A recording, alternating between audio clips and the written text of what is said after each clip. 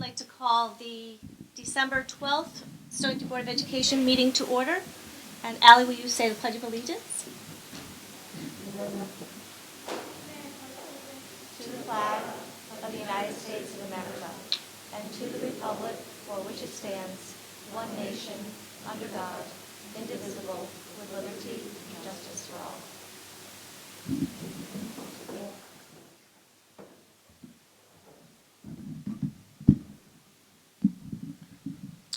It's my job this evening to begin by opening the election for the board chair.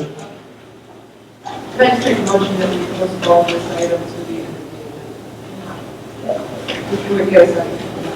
I would say that. We're just doing okay. As I understand it, where we want to put it, I want to move it down to after You have to use your mic. Have to turn the mics on, please. I propose to move it to after item 11.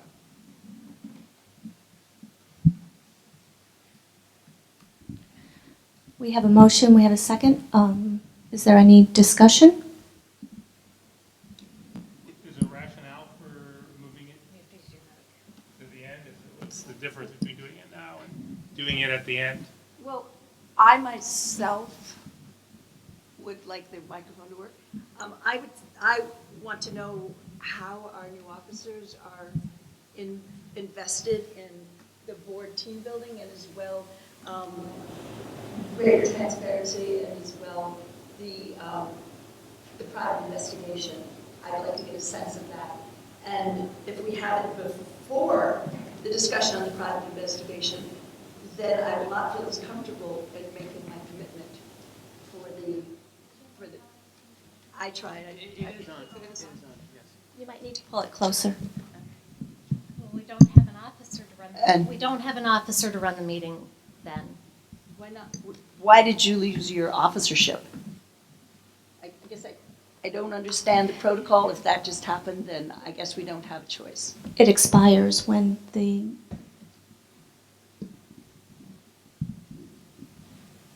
Well, and we talked about this last night, so I thought it was clear. Well, I would agree that it expires before this meeting. I would presume that it expires when new officers are elected.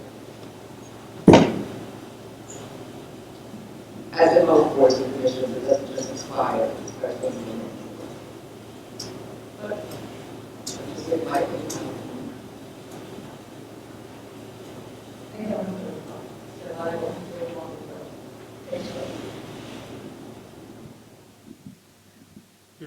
There's a motion on the floor. We should vote on it and Right. then proceed accordingly. all in favor? Aye. Opposed? Nay. Nay. Okay, let the record show it was 4-3 against. So election of the board chair. I'll accept nominations for the board chair. On that positive note, I would like to recommend Alexa to continue as chair. I second. And we don't need a second on that, but thank you. Are there any other nominations? Hearing none. All in favor of Alexa Garvey for board chair, say aye. Aye. Opposed? I'm opposed. I'm opposed to it because I really want to have a discussion first. So I feel like we're not working in that team building. We will oppose. Mr. Morehouse, I didn't hear you. I'm in favor. In favor, so, okay, 5-2. Thank you.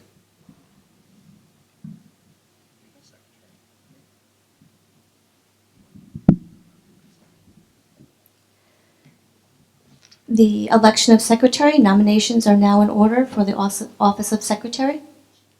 I'd like to nominate Candace Anderson. Candace Anderson is nominated. Are there any other nominations for secretary? No other nominations. The nominations for secretary are closed. Those in favor for Candace Anderson as secretary? Aye. Aye. Those opposed?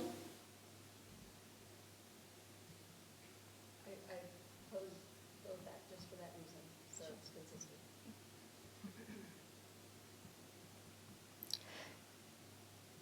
We have, I'm sorry, Jack, I don't think I heard you. I'm sorry, I wasn't didn't say looking. anything. I'm Okay. sorry. Abstain? No, abstain. So we have 4 for Candace Anderson for secretary, 2 nays, and 1 opposed.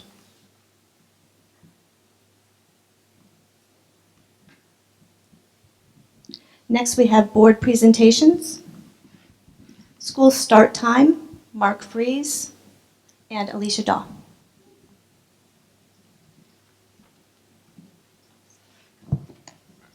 Good evening.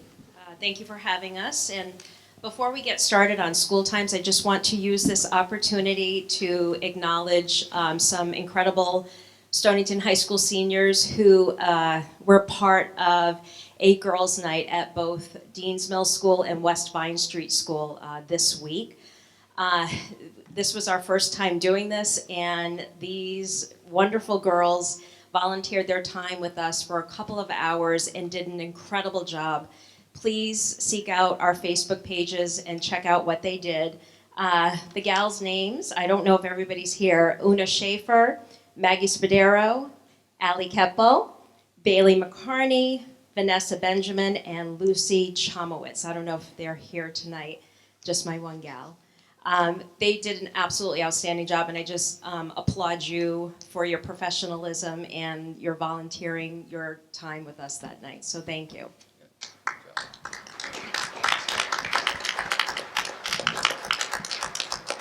So Mr. Fries and I were asked to do a little bit of research for the board in regards to school start times. And I'll be honest with you, this was not a difficult task because there's an incredible amount of research out there that supports revising school start times. And I'd like to thank the Teaching and Learning Committee who allowed Mr. Fries and I to speak to them and give you a little snapshot of the research that we've done. So you can find any of this on the internet. All of it is well researched. Sleep and biology. Teens require at least 9 hours of sleep. Circadian rhythms shift later in the teen years. Sleep drive takes much longer to build. 5 a.m. or 6 a.m. wake-up times interrupt teens' REM cycles. REM sleep cycle is required for neuronal remodeling, which essentially it means it takes years, usually when children are 18 and 19, 20 years old, for your sleep-wake cycle to actually further develop. Impact of sleep deprivation is decline in learning, engagement, and memory, delayed response time, inability to restore baseline response with weekend recovery. We all have that misknowledge of, oh, I'll catch up on my sleep on the weekend. That's not true. Inability to restore that and increase in risk-taking behaviors. The adverse impact of sleep deprivation, which is obesity, depression, suicide, smoking, promiscuity, decreased life expectancy, increased automotive crashes, increased risk-taking behaviors. Advantages of later start times: reduced absenteeism and tardiness, improved mood, indication of increased academic performance, specifically in students who are struggling, and less likely for students to be involved in motor vehicle accidents. The linear relationship, of course, the later the school start time, the more sleep students report in getting. A recent study, well, not so recent, but in 2006 by the National Sleep Foundation did a study looking to see how much sleep 6th to 8th graders get and how much sleep 9th to 12th graders get. If you take a look at that, basically 35% of middle school students get optimal amount of sleep, and only 9% of high school students get optimal time of sleep. Now, faced with that, there obviously are additional changes in adolescence that I certainly didn't face as when I was in high school. Students now have increased academic demands, increased societal demands, bedtime autonomy. And what I mean by that, I currently have a high school student, and she is in her bedroom doing work on her laptop. And oftentimes when I wake up in the middle of the night, I will see her sleeping with her laptop open in front of her. And every single time I check, she has work in front of her. She's doing work online. And a lot of that work involves chatting with her other friends in school. So there's lack of autonomy. And obviously social networking. Sleep deprivation in children, they're more severely affected by sleep deprivation than adults. Again, remember what I said the last slide. It takes them much longer to recover from sleep deprivation. Mood disturbances, irritability, emotion, and 7 times more likely to attempt suicide based on a study done in Fairfax, Virginia, and of course anger. So in 2014, the American Academy of Pediatrics came out with a statement that said it urges school districts to aim for a delayed school start time. And in 2017, the AMA, the American Academy of Sleep Medicine, and the Center for Disease Control recommended a delayed start time. The slide you're looking at right now was a little bit of research we did about a month and a half ago, and we basically just looked online at all the revised start times at high schools in Connecticut, Rhode Island, and the state of California when we were doing this research. We didn't realize it at the time, but in 2022, the entire state of California is revising their start times for elementary and high school. So they're doing a staggered staging to get to that point in 2022.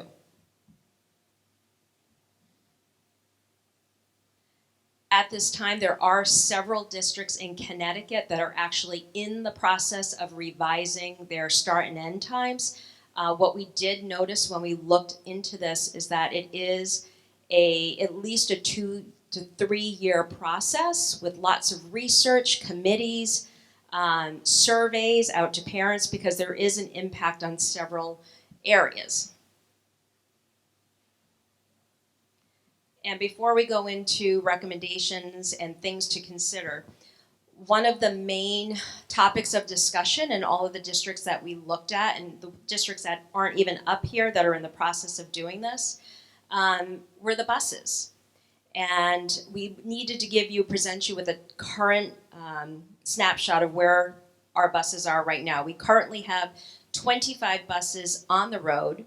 We have 5 spare buses. The high school uses 15 buses, 1 special ed bus, and their first stop is at 6:20 a.m. The middle school has 16 buses, no special ed buses. Dean's Mill is 13 buses, 1 pre-K, and no special ed.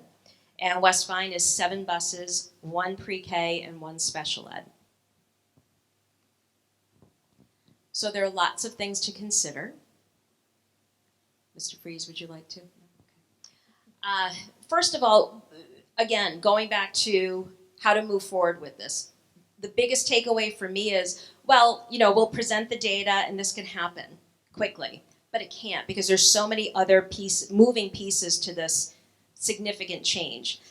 Research of medical and educational recommendations by age group, regional and national recent adoptions, drops of start time programs. And when we presented to the Teaching and Learning Committee, I think I gave Heidi the stack of some research that we pulled. It's out there. It's all over the internet. It's not hard to find. So if you're interested in looking at it, I'm happy to make you copies, or you can look at it yourself. The other big piece to the change is reviewing contracts with our unions and vendors to make sure there will be no financial impacts or ramifications with those contracts as a result of changing school start times. A discussion of impact on sports, childcare, after-school activities, including part-time employment. We did a little bit of research on this. The number of early dismissals based on 2018-2019 school year would be 67 days, 100 hours of instructional time, affecting about 70% of students participating in extracurricular activities. So we wanted to be as transparent as possible when we presented this to you. We would definitely have to look at creative scheduling options to be implemented to minimize the impact of early dismissal. And after-school options, obviously, for the elementary school students, after-school care, after-school clubs. So we would definitely have to be creative. But most districts have done that. I just want to add on that the school districts that did end this process went directly at the school instructional hours lost as their primary reason, in pretty much all cases. As soon as they identified that this is going to have a big impact on the school day, many districts just stopped. Right? There are a couple that did go through it, most of them over in Fairfield County, and the ones that we talked to, they said that it was okay with some schools. Some schools would actually work with them and move some of the game start times when possible, a little bit later in order to minimize that. But for the most part, unless everybody was doing it, it was a no-go. And with regard to creative scheduling, I mean, we do have some things in place that make it a little bit more palatable. Having a rotating schedule, you wouldn't have that last block of the day being hit every time like some schools do. So ours would rotate. And we could also do things like we could make our task block at the end of the day, and in order to make it a little bit more palatable, should the town and the board choose to go to this manner. So there's things we can work on to make it a little bit less impactful on the students. But overall, the ones who stopped, it was because of that particular bullet there. And two things that the elementary schools have been working on that really didn't have anything to do with this is that we already have 5 to 7 after-school clubs that we're doing this year, which have been wonderful. So there's certainly opportunity to do that. The other piece, the other roadblock that's the districts face that was making the process a little bit longer was the buses. And based on the districts that I researched, the most fiscally responsible decision they made was flipping the elementary and high school schedule, and that had to do with the buses. The districts that put a squash to this was because they didn't flip-flop the elementary and the high school schedule, so they had to add more buses to the route, and that's what cost hundreds of thousands of dollars to the budget. The other thing to consider are scenarios for transportation options, including possible tier changes, detailing ride length and financial impact, and recommendations. So after considering some of these pros and cons as presented in this briefing, if the Board of Ed would like to consider a change in start times, we recommend that the Board of Ed establish a committee to address the initiative. Any questions for myself or Mr. Freeze? Oh, you turned around. I thought you had a question, Jack. I'm sorry. No? I'll ask a question. Why not? Sure. I'm standing here. So if we flipped elementary with high school, Yep. how much more time would kids have to sleep? Well, it depends on what's happening at home. So if it was the In theory, if everything stays the same, they report that the high school students would have 2 to 3 hours extra of sleep.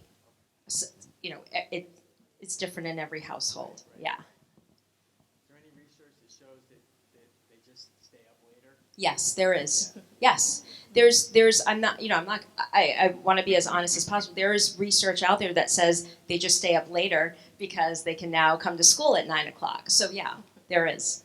But Overwhelmingly, yeah. It's scores go up. Their Yes. mood is better. Yes, the research is outstanding supporting this. I guess my inclination going into this was there's so much research out there indicating what a positive impact this is, medically speaking, but it's such a lengthy process because there's so many pieces there's so many caveats to it, especially affecting the elementary students. But without Jen and I even thinking about this not even being on the radar, we've already established after-school programs, and I can just see that exploding. So. And how would it affect the really young kids? So, as a former elementary school teacher, I can tell you, and there is tons of research out there, that our kiddos come off the bus and they're raring to go. I mean, they have more, and they're like a cup of coffee coming off that bus. Then by 1 o'clock, 2 o'clock, they're done. Right. And you know, as you know, I've talked to you about this many times. I have a high school student. I have 2 middle school students. It's in the morning. It was so easy when they were in elementary school. They couldn't, you know, they couldn't wait to get to school. It's painful now because they want to sleep. They need that sleep because they truly are doing homework and they're online. It's different. I wasn't online in high school doing homework till midnight. I was falling asleep with my notebook and my book in my lap. Now these kids are doing homework online. So they're looking at that screen until midnight. And it's not just my kid. I know it's our students here tonight. These are great questions. Thank you for getting started on the research. I think it would be really worthwhile to establish a committee to look into it. When I was reading the articles that were put on the shared drive, I thought the most interesting part was the flip side of having to move the elementary hours back so much, and a lot of parents feeling like, why should I put my child on the bus in the dark? And you know, it is complicated and that affects people's schedules and people's work lives, and there are a lot of moving parts to it because we aren't a district that's going to have a fleet of buses that can start school at 9 for everyone. But I do think it's a really important, we need to think through it. Agreed. And I think one of the reasons many districts have done a staggered process, taking 2, 3, 4 years, is to get the families on board who have been used to having their elementary school children not home until 4:30 at night. So now we're asking for a complete revision to that process. And I know especially how, you know, tricky that can be. So there's a lot that needs to go in this. It needs to be, if the board wants to do this, it needs to be a thoughtful process where all the stakeholders are involved in the decision making. So it makes that transition to a revised start time a bit more, you know, fair for everybody. I would be interested in being a part of that committee if we decide to establish it. I think that sounds like a great idea. This is a question that's been on the table and asked since last year or so, and this is a great introduction to this information and certainly further research and then including some families in that research as well and taking the time to see if it's something we're interested in, the students, certainly your opinions as well, and see how that affects everybody. I will send, let me know if you're interested in the committee, and then we will take it from there. Thank you. Oh yes, I'm sorry, Allie. Okay, speaking on behalf of myself as a high school student, and I think every single kid sitting right there, if we had later start times, I could not imagine the benefit it would have on my productivity. My mood at school would improve, and I really can't. It would just be an unimaginable, untangible benefit to the students of Stonington High School. It really would be. I mean, for anyone that knows me, I walk around first 2 periods with a thermos of coffee and on 5 hours of sleep. And the number of times I've fallen asleep in my bed with my books sprawled out across me, you know, studying for some exam, and I wake up and my papers are crumpled because I was sleeping on them. It would definitely be beneficial to have that extra hour in the morning, even just to sit down and have breakfast at my house instead of in my car on the way to school. And then I'll sit down, I'll stop talking. I thought I talked loud enough.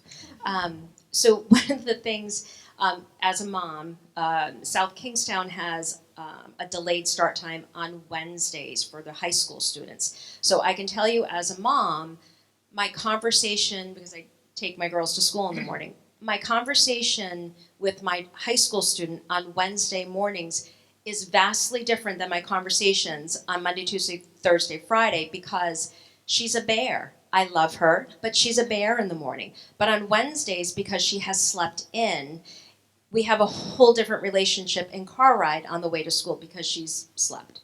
So that's coming from a mom's perspective. And we did find some anecdotal information where the time difference needs to be significant. The change needs to be significant because there are some schools that just went from like 7:30 to 7:50, and that really didn't do much for them.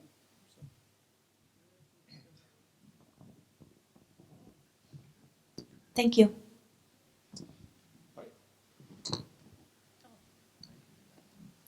Go ahead. We'll have a manufacturing program preparing our students for work by Mark Brees. Okay, I just wanted to share our new manufacturing program that's going to be starting up second semester. We're very excited. This is opening up a lot of opportunities for our kids. And this is something that I think is going to be really well received by the students, but more importantly, I think it's going to be real well received by the community because it's going to be a big community, there's going to be a need for a big community participation in order to really take advantage of all of the different programs that are going to be available for us. These are the topics that I'm going to use to kind of walk you through how we got to where we are today. This all started with, it's very clear, there's research out there that college is not for everybody. Right? I mean, they've been talking about skilled workers since the 1990s when they started doing various studies in order to identify what it is kids need to learn in school. It's not always been about college. About 4 years ago when we launched our internship program, we saw an uptick of some of the interest of things that are non-traditional with regard to learning opportunities, and we've had some really good successes with that particular program. And then finally last year with those 9 students that went through the Western Education Center, all 9 got offered full-time jobs upon graduation. A couple of them at EB, some of them at Hitachi, some of them chose to go a different way, but all 9 of them were offered opportunities upon completion of that program. And part of that was, part of that grant in order to send those 9 kids last year was that we had to come up with something in-house in order to continue with this type of learning. So we've developed this partnership with EWIB and MPI. EWIB standing for the Eastern Connecticut Workforce Investment Board, and MPI is the Manufacturing Pipeline Initiative that the state of Connecticut has put together in order to help high schools provide skilled training for our kids here so they're ready to go to work immediately after high school. And the output of that collaboration is the Eastern Connecticut Youth Manufacturing Pipeline Initiative. We can read in the papers, we have EB here locally that's going to be building submarines for the next 20 years, and my son's very grateful for that since he just started there 4 years ago. But the need for manufacturing there's more than just EB. There are several manufacturing companies within the eastern part of the state that are also looking for workers. So there is a need. This map just kind of shows you all the manufacturing companies on the eastern part of the state that are all part of this initiative. They all have collaborated to develop this curriculum for high school students in comprehensive high schools such as Stonington High School to give them the skills needed to work in any of the manufacturing. While there is a part of it that is sort of EB specific, the graduates from this program can go to any of these manufacturing and have a leg up on any other applicant who didn't go through this, because they will be getting a certification from this program. What they're proposing for our high school students, is that provide a class that gives them the manufacturing skills. It gives them credits towards their high school diploma. They will get invitations to regional fairs where they can go, and they're going to start doing these in April, so these kids can go and meet future employees before they even graduate, so they can meet the employers, they can get a sense of what they're looking for, and the employers can get a sense of them. This program is recognized by the state of Connecticut, so any student who goes through this program and goes into one of the apprenticeship programs in the state, the 150 hours of this program are transferred into that apprenticeship program. They can get up to 9 credits from both Quinnebog and Three Rivers from community colleges. The YMPI certificate is that's the golden ticket, if you will. That is the thing. That is their ticket into the job world. That's the one that says that they can do the job. They have the skills, they have the know-how.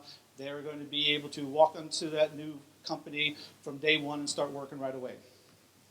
And then because they went through this program, they have this certification, they're going to have access to the job center in Montville where they'll be able to seek out employment. Here's the steps that the students in this program are going to be going through this year.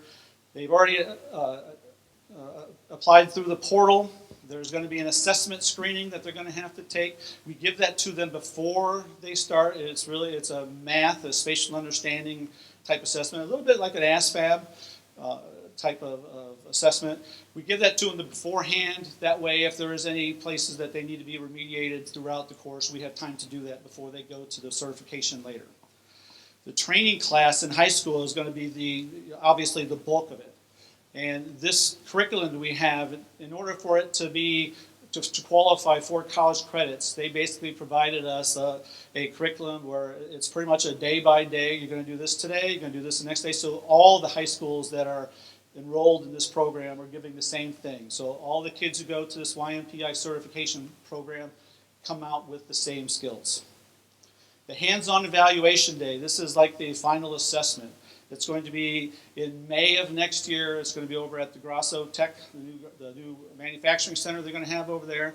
And there, the manufacturers, the employers are going to be there watching our kids actually go through the skills. They're going to have to measure. They're going to have to maybe use a drill press. Or they're going to have to cut something. They're going to have to manufacture something small in the amount of time that they have. And they're going to have to pass that. That's where they get that certification upon completion of that particular ticket. All right? They're still going to get the credit for us towards graduation, but the job's going to be based on that YMPI certification they get on that day. And then job offers. All right? So, I mean, it's really very exciting. When we talked to the kids last week and some of their parents on Wednesday night, you know, their eyes kind of got wide as they realized that these kids who go through this program are going to have the potential to start working in June. Unless it's EB, because then it takes 6 months to get into through the hiring process.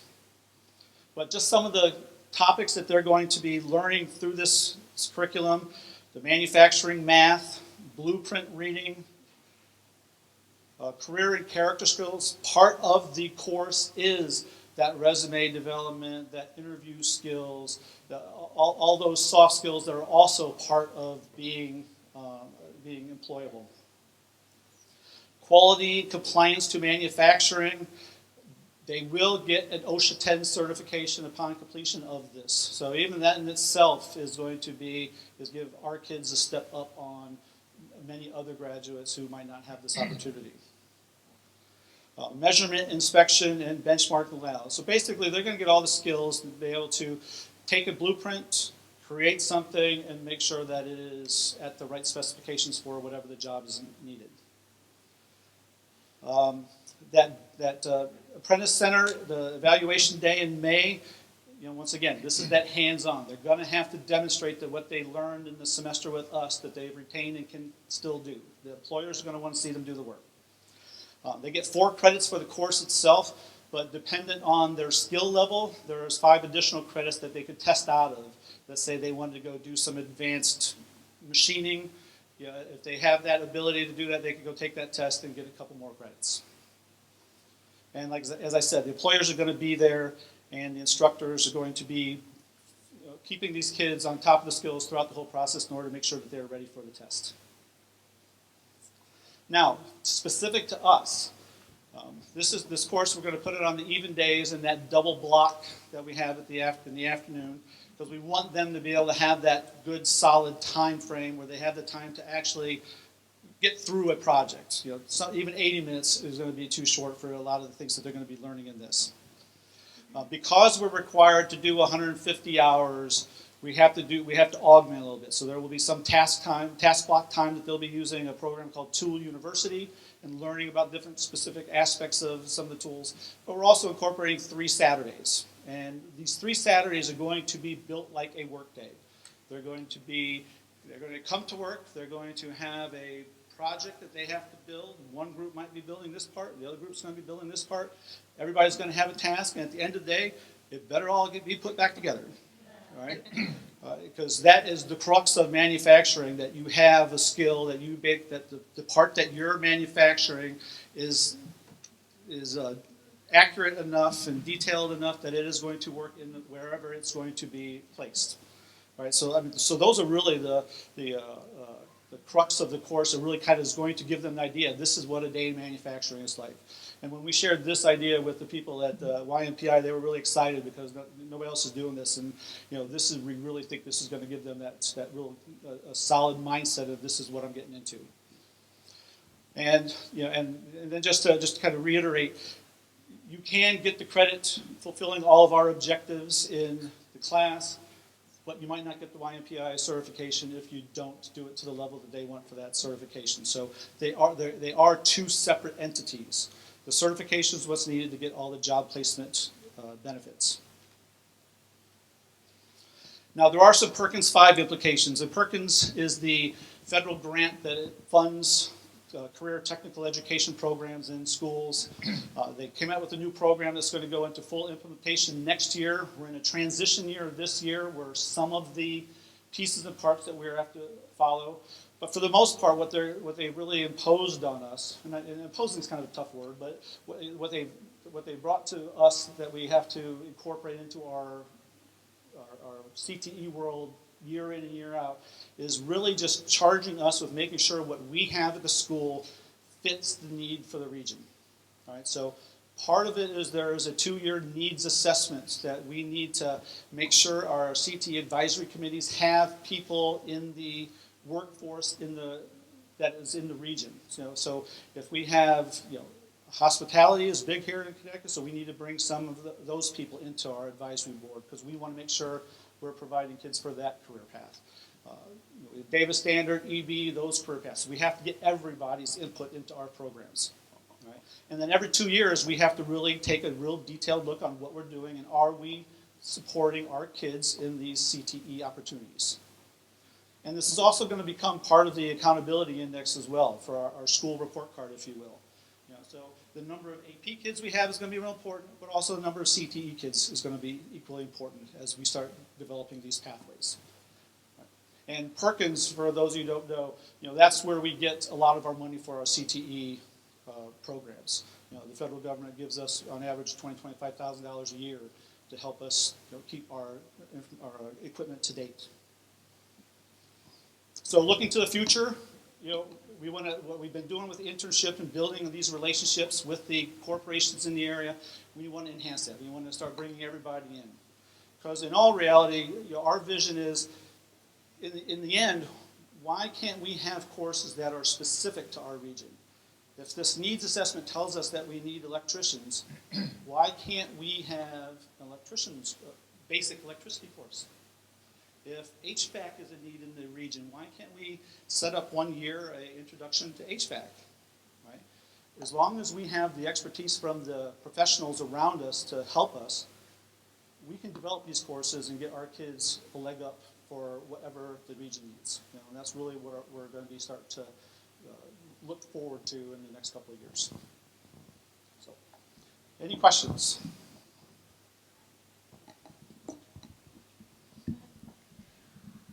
You might have said this in the beginning, but I missed it. What is the latest point that someone can start the program and finish it on time?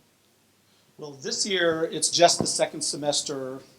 It's a 2-block, 1-credit course that covers the whole second semester. So they would have to be enrolled now in that course. So but only a semester. But it's a double block, so it's Right. a full credit. Okay, and two more things. What would happen if someone started it and didn't finish it in terms of their credits for graduation and that kind of? Well, each quarter is going to be a half credit. So if they, we would encourage them to, finish out at least the quarter to get that half credit. But I don't think we're going to have that problem. I think the kids finishing the program is not going to be a problem.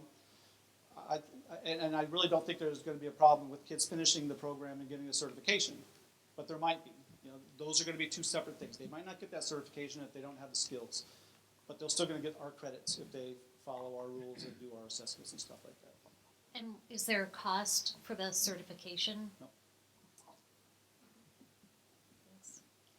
Can they retake that test if they don't pass? The test that we're giving them. The YMPI test, the We have not heard certification? that yet. I would be highly surprised if they did not offer it later and let them come back. But I have not heard that yet because frankly, they don't even have the test designed yet. They told us we'll be ready in May. Okay. So obviously you won't be teaching to the test. Absolutely. But we are because they're charged with making the test fit the curriculum that they gave us. Any other questions? Thank you. Next, we have State of the District, Part 3.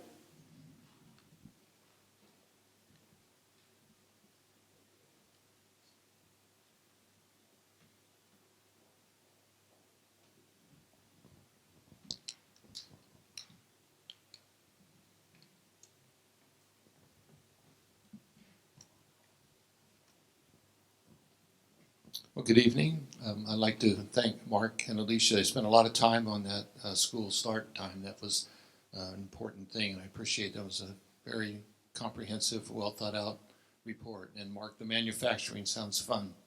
I know Peter was back there. He needs an HVAC and an electrician, I think, already. So we'll hire a couple of your graduates. That's great. This is the State of the District, Part 3. This is a series of reports and communications. We've already seen academics and programming in October, staffing and teacher retention in November. Tonight we'll be looking at facilities and infrastructure. And then in January, the budget and resource allocation. So tonight we'll be looking at 3 general areas: the district, school sites, and then technology. Facilities-wise, you are in the new district office. We have repurposed Pawcatuck Middle School to include the district office suites, our new learning annex, and the Stonington Community Recreational Facility, which will include the gymnasium and the stage area. We've installed a new HVAC pump and control panel, so we did need that HVAC graduate to help with that. The new roof was funded through the previous bond measure, and we have secured architectural plans for renovations to include some of the office areas and doorways to secure the learning annex. Stonington High School has upgraded the equipment, the floor machines, tractors, scoreboard, and some other things. We've installed new boilers, alarm systems, circulators, 4 HVAC units, acquired a new building management system, and future plans include the LED lighting, gym refurbishment, and HVAC replacement. You heard last meeting Peter talking about the MCORE program, which will help with that lighting. Stonington Middle School received a facelift, which was a wonderful addition to that school, including a new gymnasium floor with the SMS mascot and colors, new paint in the gym, LED lighting, and wall pads. We've resolved the drainage issue, knock on wood, in the parking lot for decades. That on the right there by the music end of the building, there was ice. There was water coming up through the asphalt, and we have resolved that. Peter and his group dug a trench, did a French drain, and so far we have no ice issues in that area. So we're very much appreciative to that. We painted the hallways and the cafeteria, bought new cafeteria tables. It's an absolutely beautiful facility. Installed new equipment, pumps, controls, alarm systems, and did some landscape in the grounds and removed trees that were covering the roof and allowing certain animals to crawl up on the top of the roof. So we eliminated that. The next steps will be painting classrooms, adding the security entrance, a new roof, and air conditioning.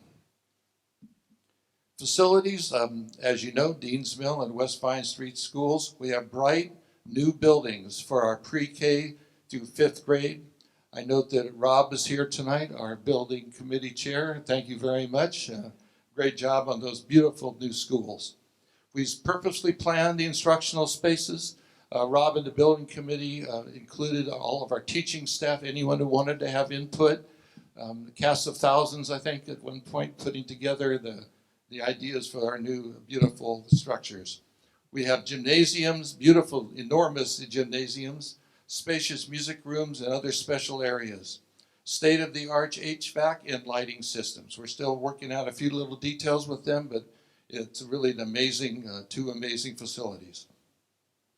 In technology, over the past several years, we've upgraded and replaced all the data systems, and this has all been coordinated with the Stonington Police Department. We have new computers and devices for staff and students with a replacement schedule. We have also improved data backup systems. New security access controls for the doors and monitoring systems, cameras and recording systems that are all tied to the Stonington Police Department, and that was not an easy task.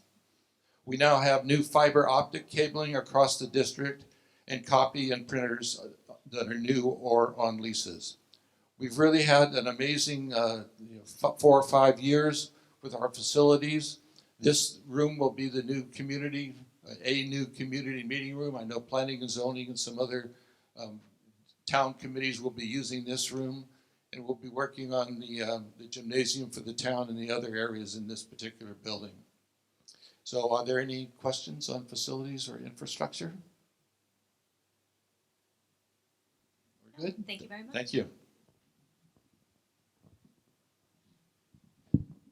And that report will also be listed or posted on our website, so the whole series is up there for people to view.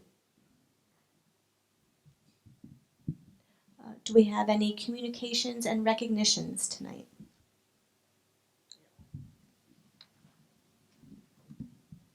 I had the opportunity to go to the Stonington High School band concert last night, and it was amazing.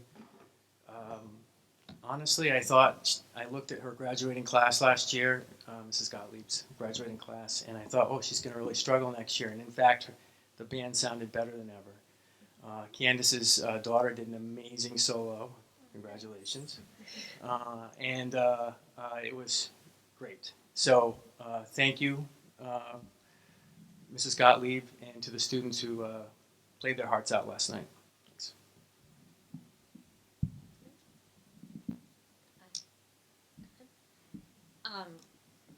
I didn't see you there, but yeah, it was really fantastic, and not because Claire had a solo, but I was seriously impressed that it seemed to go up this year, and it gave me a lot of hope for the future. And it's just so, with so much of the stress that's going on, it's so refreshing to sit and just listen to the music. So it made me feel much more optimistic.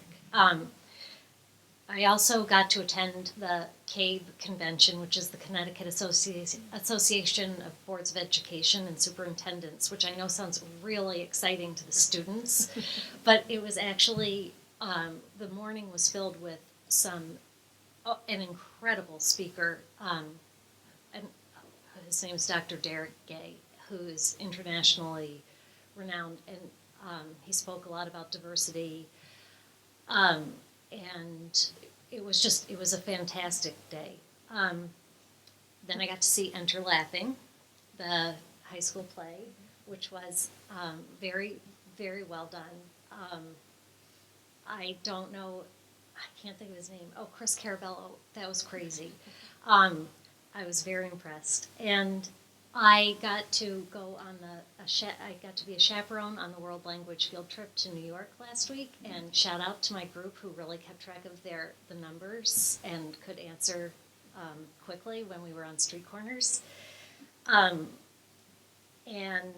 we went to the United Nations and the Met. It was incredible. So another shout out to Leah Kennedy for arranging that. And for those of you who are hearing about colleges this week, super congratulations, for the ones where it's working, and for the ones that are hearing something they didn't want to hear. You probably are too good for their school anyway. So it will all work out. You will figure it out. But I just wanted to say good luck to everybody.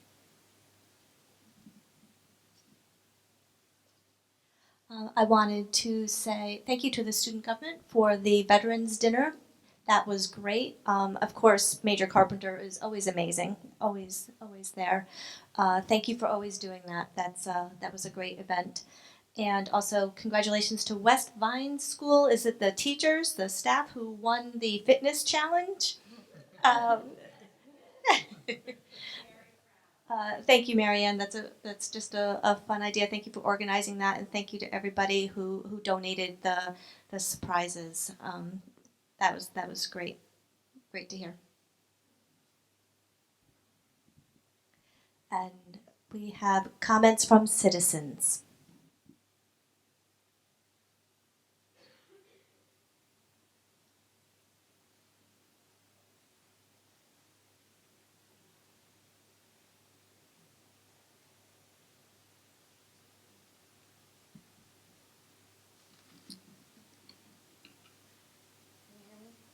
No.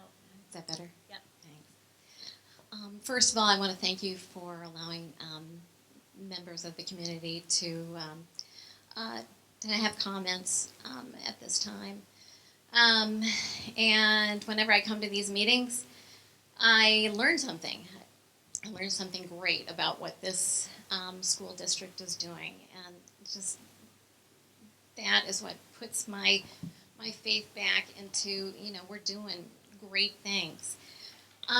However, it's painful, and I do not like getting up here and talking about the negative things, but I feel that somebody has to, and this is the third time, and you're probably kind of tired of listening to me. I saw in the paper on December 7th an article that was concerned the Stonington school officials say reports of Mr. Chokas touching students are not complaints. This is painful. This is hurtful. This is not what I want to see in the newspaper. I would like to see great things that are going on, manufacturing, the school concerts, the sports. But I'm feeling that we cannot not talk about this anymore. And I know all of you personally, pretty much, and I respect all of your opinions, but I think now is the time to go for teamwork. On December 10th, then an editorial came out in the day, and it was from the editorial board, and I do have to read a few paragraphs. It starts out with, the evidence shows that high-ranking Stonington school officials failed to act forthrightly when confronted with reports from multiple female students over several years that a teacher or coach was touching them and interacting with them inappropriately. These same officials failed to document the record of the behavior and reached a deal with the teacher that it would allow him to move on to other school systems without any official record of misbehavior trailing him. They also did not, until relatively recently, refer the student complaints to the State Department of Child and Families. Adults in supervisory positions are required by law to contact the State Protection Agency where suspicions of child abuse arise. It's hard to believe that the teacher's sustained actions would have been allowed to continue if DCF had entered the picture years earlier. It continues on. In a recent Freedom of Information Commission hearing, Superintendent Van Riley and high school principal Mark Fries, both familiar with complaints going back to at least 2013, presented a supercilious semantic argument as to why these student accounts did not end up in Mr. Chokas's personnel file. They were, argued the administrators' reports or concerns or interactions, but not complaints. Not being complaints, they were not placed in the personnel file. This newspaper, in its efforts to get at the facts, sought all the information about the student complaints filed over the many years, only to be told the file was void of any. Are there any problems that have been handled as off-the-record concerns and not on the record documented personnel matters? The administrators testified that they did not even consider it to be a complaint of misconduct when a City of Groton police detective in 2013 disclosed to Riley and Freeze that a girl had touched him, that Chokas had touched on bare midriff while in a classroom photography darkroom. Think about that. A police officer reports that a girl has allegedly been fondled, and no record of that report makes its way into the personnel file. The duty of the Board of Education is to get to the bottom of what happened. The job of board members is not to try to protect school officials or sugarcoat unpleasant facts. It may be human nature to simply want to, but it's not the right thing to do. The right thing to is to fully establish what happened. Only a thorough review and findings can lead to corrective actions that prevent such behavior ever being tolerated again and regain the confidence of concerned parents and students.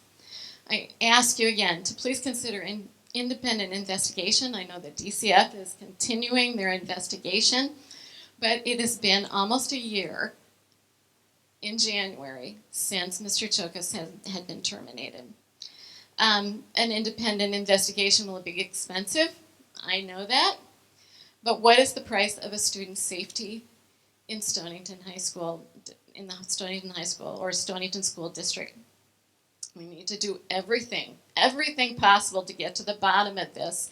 These girls deserve this. Thank you very much for your time.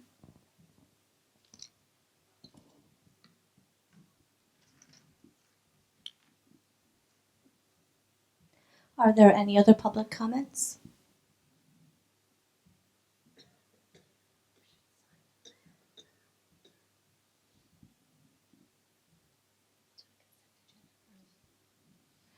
Next is the consent agenda. I need a motion to approve items A through E. If there's something that you'd like to review, we can remove that from the approval. Do I have a motion? Motion to approve consent agenda items A through E. Second. All in favor? Aye. Thank you. And we are just about at 8 o'clock. Obviously, all you students are welcome to stay. Anyone who is just staying for their class and would like their paper signed, please feel free to come up now and we'll do that for you.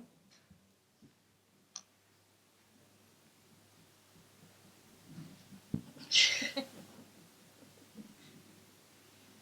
ready to hunker in. Yeah, it's not a good thing. You can come to any of us. Anybody can sign. Hi. Oh, yeah. Oh, mine's supposed to be blue, right?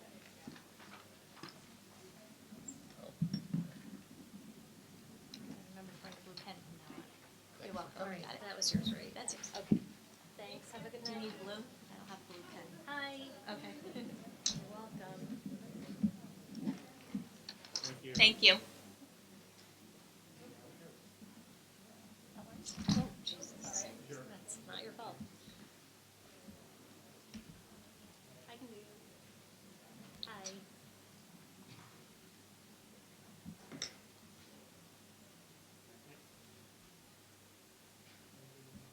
Have a good night.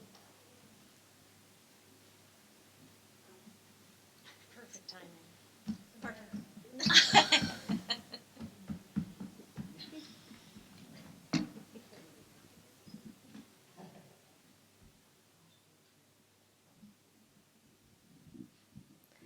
Okay, our next item is approval of the educational specifications for Stonington Middle School roof replacement. Yes, this is required for us to move forward with the Stonington Middle School roof project and receive reimbursement from the state of Connecticut. Does anybody have any questions? If you would like to make a motion to approve the educational specs for Stonington Middle School roof replacement? Motion to approve the educational specification for Stonington Middle School roof replacement. Second. First and a second. Any discussion? All in favor? Aye. Thank you. We have a first read for curriculum K through 5 digital literacy, grades K 1, 2, 3, 4, and 5. And we also have encore classes, Books and Beyond, Fit for Life, Photography, Music Composition, Citizen Science, and 20th Century History through Sports. I don't know if anybody has any questions yet on that curriculum. We could certainly ask those questions now or review this curriculum at a later time. And certainly I know that Marianne or Tim would be very happy to answer those questions.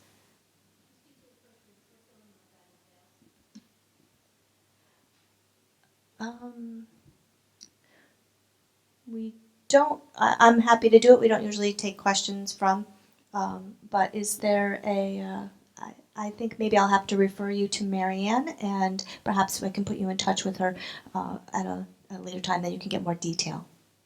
You're welcome.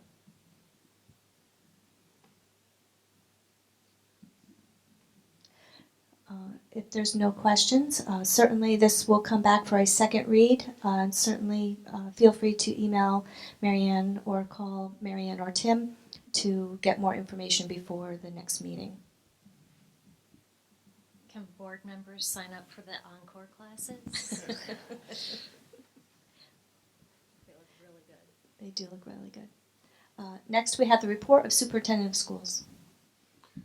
As we had a meeting today regarding the DEN, which is our proposed child care program for our staff members.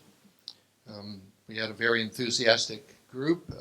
Our concern is to start this program in February.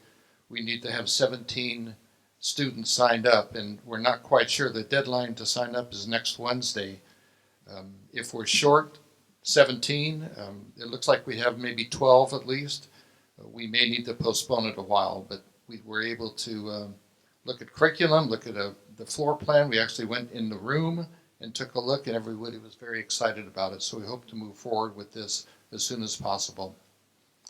The MCORE project was, Peter presented that last time, and we are moving forward with the MCORE group. For no charge, they were doing a project analysis to let us know what they'll be able to accomplish with the LED and the other energy saving measures. I wanted to mention the school messenger. We had a blip with our school messenger with the snow day a couple weeks ago, and we were able to correct that. We think that we've now have all of the parents, students, and other contacts working well with our school messenger system. The district office facility status report, we are as I mentioned earlier, really we're ready to let the town recreation come in and use the gym and the stage area starting winter break. So we're very excited about that, and we'll be doing construction on the emergency doors and some office areas in the coming months. I was asked by the board to prepare some answers to 3 questions, and I will pass these out and read the answers.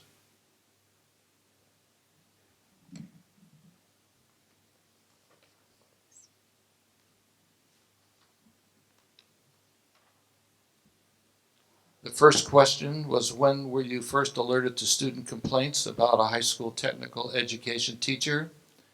My answer is, and Mr. Freeze, together we put these together. Contrary to a recent news article, we take all complaints, concerns, comments by students seriously. There was a lot of discussion about, is it a complaint or a concern? We take all of those seriously. We investigate and act to support our students and to maintain a safe and secure environment for them. The first student complaint occurred in April 2017. The next complaint was January 2019. Second question, to date, how many student complaints have been made to the district in regards to the tech ed teacher? 2 reports as stated above, one in April 2017, the other in January 2019. Third question, when you learned of these complaints, did you contact proper authorities, the Department of Children and Families, and if so, when? In 2017, based on the information gathered during the investigation, the school resource officer was notified, that's Stonington Police Department. In consultation with the SRO, no DCF report was made. In 2019, based on the information gathered during the investigation, the Stonington Police Department was notified and a DCF report was filed. It should be noted that the DCF decided not to pursue this case in 2019. In addition to the actions mentioned above, the district has begun a process of codifying how student complaints or concerns are recorded and to make sure student statements are recorded properly for subsequent investigations and potential actions toward perpetrators. These revisions began last August and will continue with the pending OCA report that is expected in January or February. Next item on the superintendent report is the OCA update. We were interviewed on Friday by 2 members of OCA, and pending, they are putting together their report, and they said that they hope to provide it by the end of January or early February.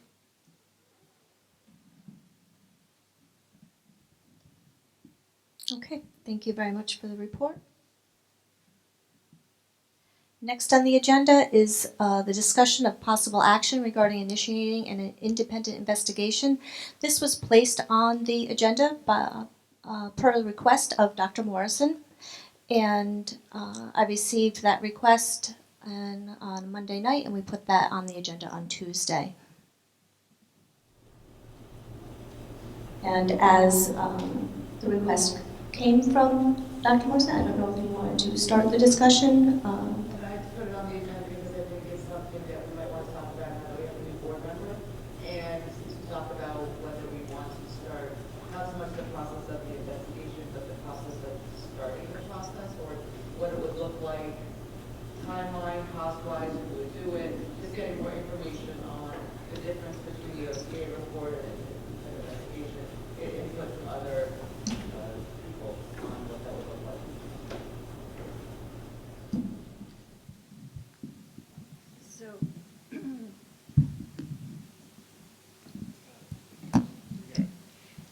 So, as Faith has pointed out in her very brave discussion, this is really a very critical issue for the board, and that's why I wanted to emphasize its importance by tying it to the election of our leadership, because we're at a really critical point, and I'd like to make a statement towards that, just a quick discussion.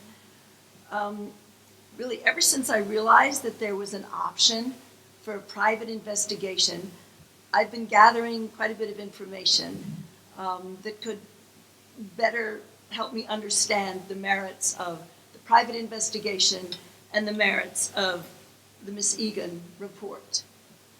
So I'm going to show you some of the sources that I've been using as a basis for my consideration, just so you can understand where I'm coming from as I present my conclusions. First of all, I read the report of the Attorney General and Child Advocate of the state of Connecticut on protecting children. I read the report from the Office of the State Child Advocate regarding compliance of state laws and mandated reporting of child neglect and abuse. I also read the history and impact of Title IX. And then Safe Futures, which I've been working at for the past 4 years. I have a definition and discussion of sexual harassment. I have the day's articles concerning this particular issue with corroborated anecdotes and verified quotes. And I had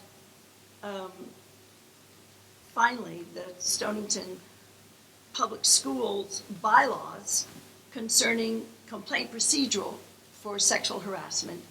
And for me, it was confusing. So that's why I think I also had several outside pertinent interviews. So from all of this, I've concluded two things.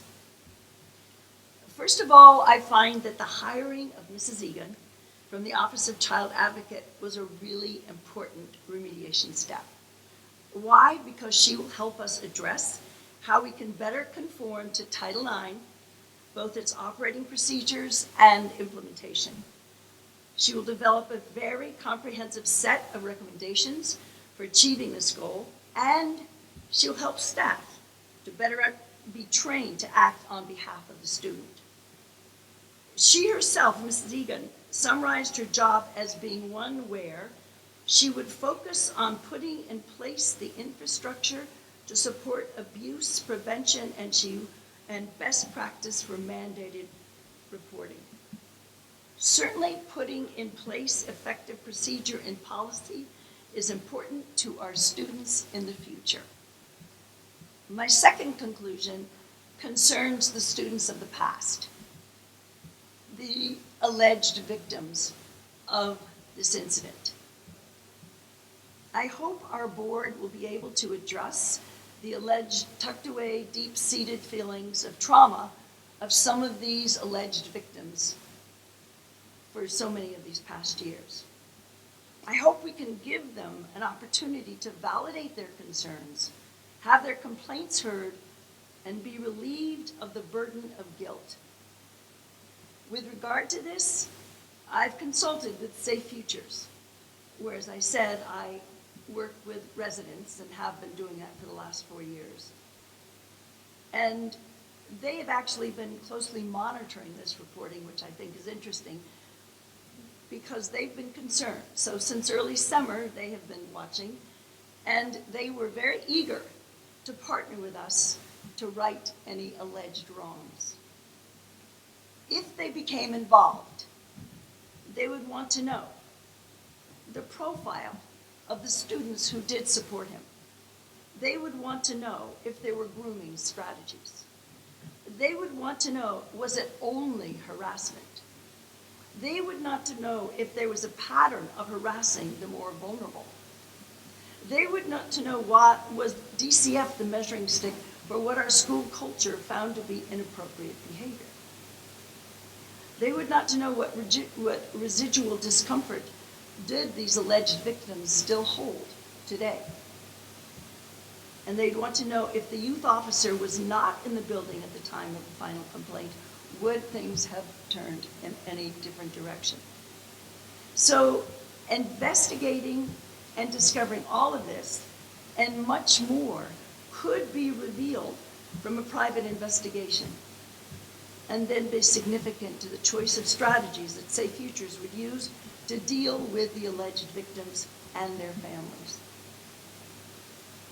So I look at the responsibility that I've been given as a duly elected official.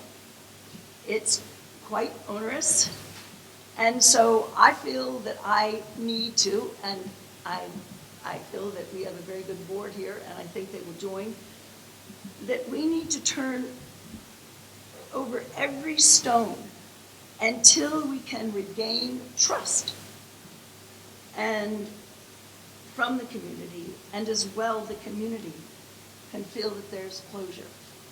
So I think that the private investigation is very important, and that's why I wanted to emphasize that by making a point to our leadership, because I think it is that important that we also work as a team and going forward. So the open discussion before the election was supposed to be a kind of team building exercise.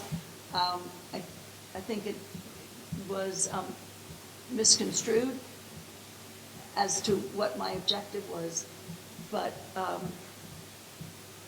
I hope that everyone here at this table will take the really critical concern that I have begun to realize, and understandably, I am the new kid on the block, but it hasn't taken me very long to learn that we have one mission as a board, and that mission, and it's sort of become a mantra with us as well, and that is that we have a very good school system. It's incredible. I am really looking forward to my grandson going all the way through. But we want to make this a great school system. And this can't happen until we find closure to this issue. So we must be very open and very transparent. And I feel that the private investigator would help us to do that. Can I ask a question?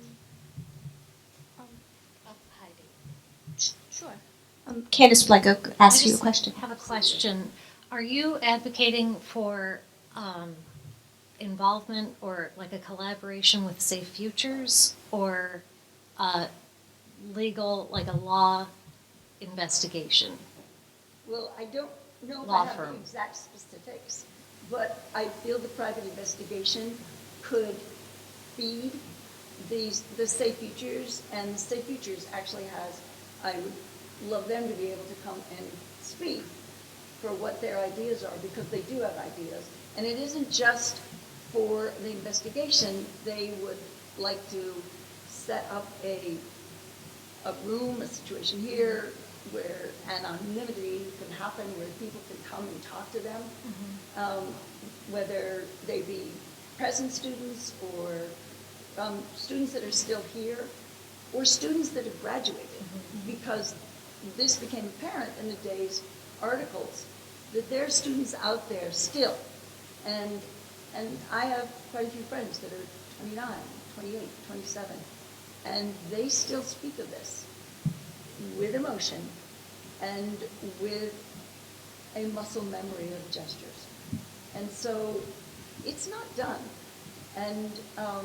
And perhaps I'm particularly sensitive about it because I do work at Safe Futures, but maybe that's an important thing to have on the board, because that's kind of what we're talking about, is residual effect that maybe isn't so apparent now because maybe there isn't blood spurting or black and blue bruises, but internal bruises can sometimes be more impactful than just those physical ones. So I don't have a total plan. That I would see us organizing. Okay, thanks. Jack, were you going to say something before Candace spoke? Yeah, I would. I agree with you, Heidi. As time has gone on, it's been quite a while now. Even my daughter had a friend that was impacted by this, and I just wonder how many of those people are out there. And I'm not quite sure we're going to find that out through the Office of the Child Advocate, or what's her name, Mrs. Egan, Miss Egan. Sarah Yeah, Egan. Miss Egan. So I think transparency is super important. I think we need to know exactly what happened in order to move forward and have a clear plan.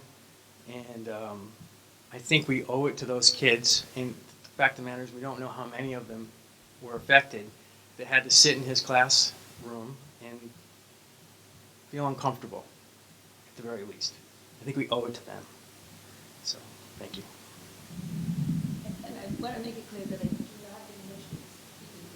We have to have a we have to get in this procedure and policy, because that is sort of require, I think, some of these happen. But I think that there is not, there's this other business that could, should, can happen. Any other comments? Go ahead.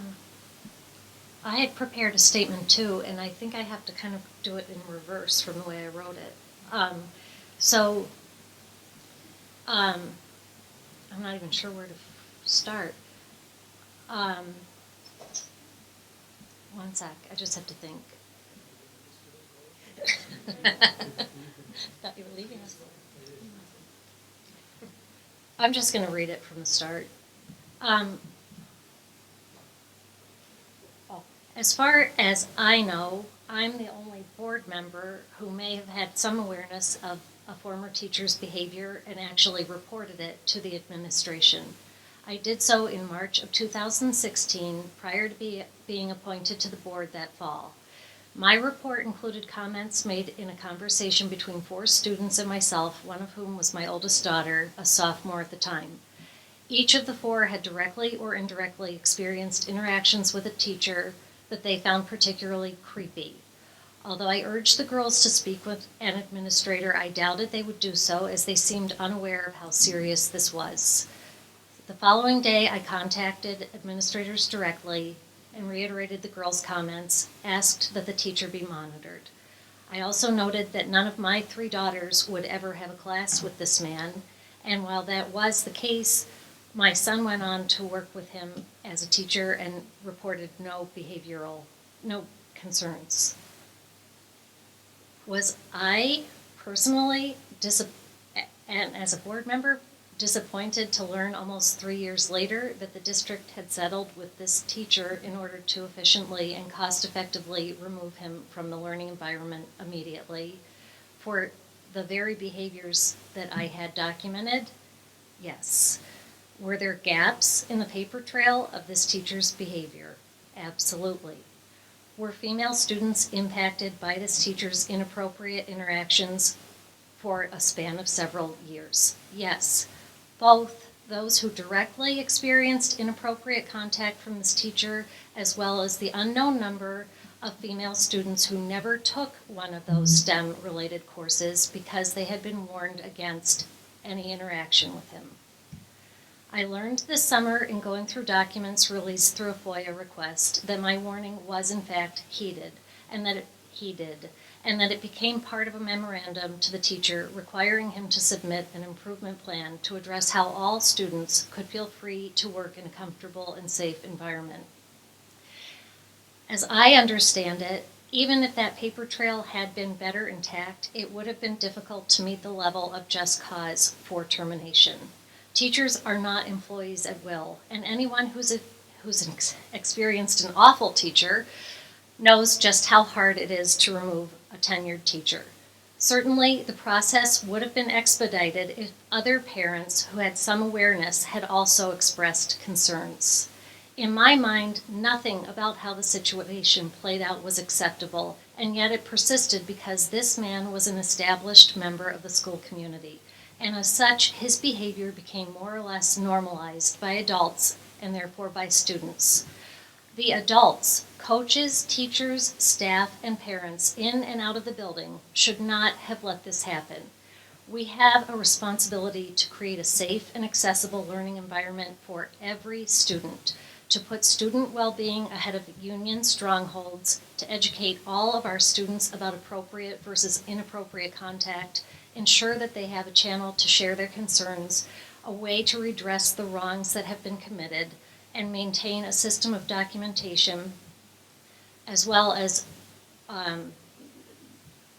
figure out how to developmentally or how to appropriately question students in sensitive situations when an investigation takes place. I know that the district has been working on addressing each of the previous points since the summer and have already made substantive changes to their record keeping, staff training, and student access to ensure that nothing like this ever happens again. In the meantime, we anxiously await the report, summary, and recommendations from the Office of the Child Advocate, a premier child advocacy organization that is fully independent. My hope is that we really do have a draft of that report in hand in January. When the investigation was initiated, the board was under the impression that it would take several weeks, perhaps 6 to 8 at worst, to receive a copy of the report. If we had had any idea that the time frame would have extended upwards of 6 or 7 months, I can't imagine that there's one of us who wouldn't have opted to hire a law firm to conduct an independent investigation. The local media attention and divisions in the board have been incredibly destructive and divert our attention from current and future potential concerns. I don't know where it will end or what the end game is, but I am asking for the adults in the room to continue acting like adults, to wait for the report so that we can take next steps in a thoughtful, decisive, and informed manner, forging a path forward rather than backwards. What we need are problem-solving strategies to address a long overdue social and cultural revolution that has occurred at an almost warp speed. The impact of this investigation has impacted me personally. I have missed work, spent sleepless nights, been emotionally unavailable for my family, and spent far too many hours wishing that I had never been introduced to the board. I would have resigned months ago if I did not wholeheartedly believe in every member of this administration and the power they have to positively transform the lives of our children. Several staff members, parents, and students have shared with me in recent days that they could not imagine a school that did not include a Mr. Freeze or a Miss Crowley. Let's not forget that every day teachers walk into buildings knowing that they might need to put themselves between an active shooter and their students. These two individuals wouldn't just put themselves in the way, they would run toward the danger if it meant saving just one student. There is a right side to this situation, and I implore the board members to stay on it. That means remembering that we are the board, not the New London Day. That it is the chair's role to speak on behalf of the board, and that we should be using the media as a tool instead of the other way around. It is time to change the narrative, to look forward, and attend to the very pressing needs that arise on a daily basis, not to backtrack. There is light at the end of the tunnel, and we have come too far to turn around. Thanks.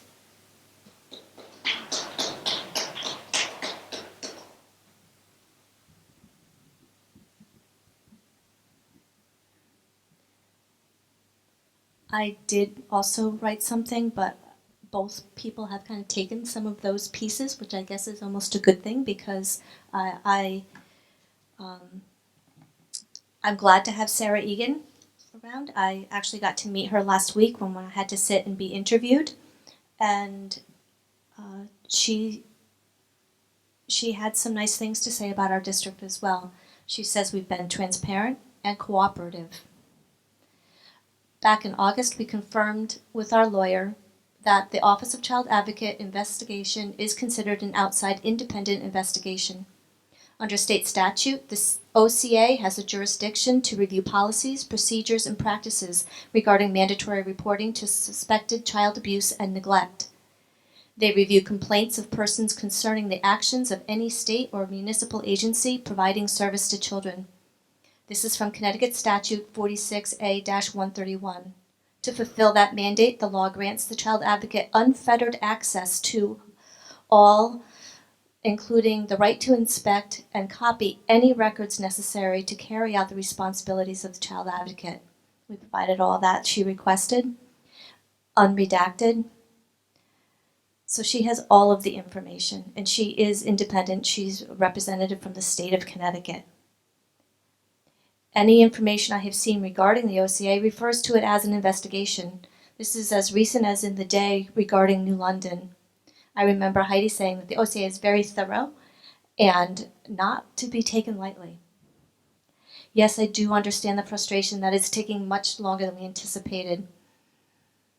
And I echo the fact that if we had known it would take this long, maybe we would have started a little bit sooner on some of the work that we know is necessary. We do know that we need to improve our procedures. We do know that we need to improve our training. We do know that we need to improve the way we keep our records. That is, we all agree that. And last summer, we actually had started some of that process, and Mrs. Van Etten and Mr. Freeze came to us, the board, at our retreat meeting and began to go through the processes because they immediately, upon the call from the OCA, began looking at these things and saying, we need to change these, we need to improve these. Sometimes you don't see this until you actually have been in a situation, and that's having the OCA behind us, helping in the future, giving us direction. We can complete that process. We started it and didn't go much further because we want to make sure we fulfill her recommendations. With that said, we should have a draft in January and then a copy of final in February. That's right around the corner. And she did say, barring any emergencies, so we're not on her list of emergencies. It may be on our list of emergencies, and justifiably so. So perhaps a blend of, we need to wait for her answers. I don't believe we should start an independent investigation when we already have one going on and we haven't heard those answers. And the fact that it's taken so long makes me feel that it's going to be so thorough and helpful. And that's what we need to help our current students. Maybe we can utilize our former students to help this growth process. And Heidi, yes, I fully agree with you. It would be so wonderful to have someone like Safe Futures in here helping us and guiding us in this whole process.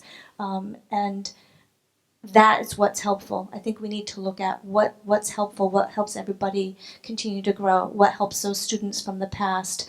Certainly don't forget them either. I think that's what we all want to do. I don't believe another outside independent investigation serves that purpose. But I do believe that be more proactive and think about how we now can, whether it's an additional meeting, just specifically to address how do we move forward? Do we sit with someone like Safe Futures and have them help us direct that? We could probably start that process knowing what we want to fix already and then continue to merge that with use Safe Futures and Ms. Egan's recommendations together to continue to mend and improve our processes.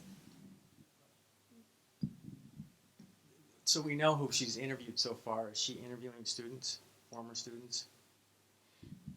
Jack, I'll be honest, I have not been a part of that process at all. All I know is that she has interviewed administration, and I was added to the list. And again, that was looking at policy, more that how the board looked at school climate, which we made that a large focus this year, and she was very happy because obviously we're expressing that we believe it's very important. She wants to know how we work together with the administration. That's very important to her because we all need to work together to be able to carry out these improvements, and we all need to be in it together and believe it. And I also think another independent investigation is not going to help that process. Speak into the mic because that's, Heidi, that's what we use to record. Sorry. So that's why. I don't think it will. I think we're going to find out a lot about where we fail in process and procedure and implementation. And that was apparently something that was weak in the system when this began. But I don't think that the OCA is going to help us to find out about what happened to many of our students that have graduated, that had this experience and have been victims. So that's what I think that we need to continue, how we go about addressing these students or these families is something that we can continue to talk about. I don't think the OCA is going to give us that information, so I would like to keep our eyes open as we look at this report and say, is what this has given us is a really good roadmap for the future? Has it done anything for all those people and families in the past 14 and a half years that still carry around some of the weight of these incidents? Does it help them at all? I think we have a responsibility for them too, because we graduated them and we want them to graduate whole.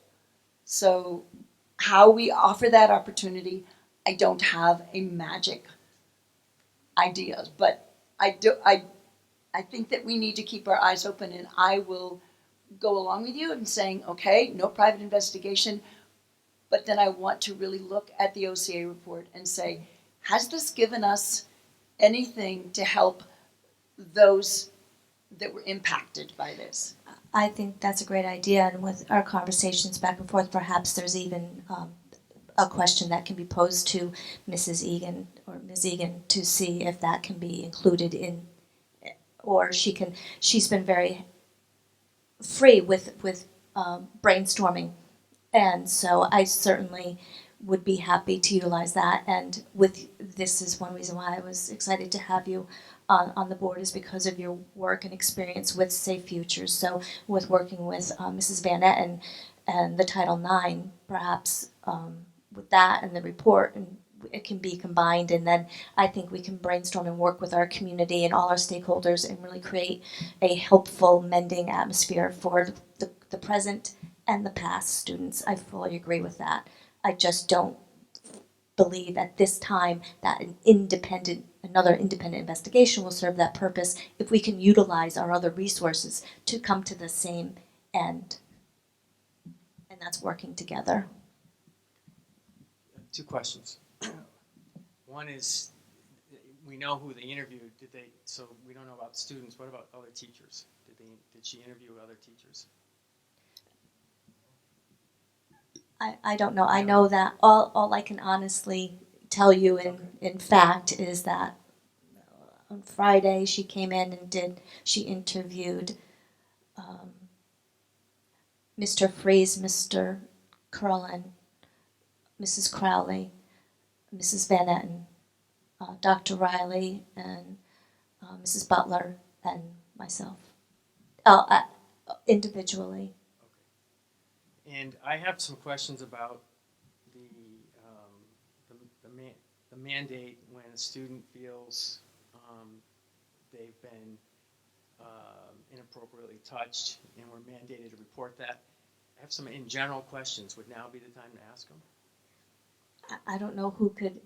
I would not be comfortable answering that. I don't know who you would be asking. Well, it would be probably Dr. Riley, because it's whoever's done the training. I haven't done the training, and I'm trying to get my head around what actually would happen, say, on Tuesday of next week if someone. So what's in place right now is what you want to know. Right. Yeah, right, that's yes. a fair question. Okay, so if a student musters up the courage to go into the office at the high school, and I know this is a hypothetical, but maybe it wouldn't be a hypothetical, and she says a teacher inappropriately touched me, or he said a teacher inappropriately touched me.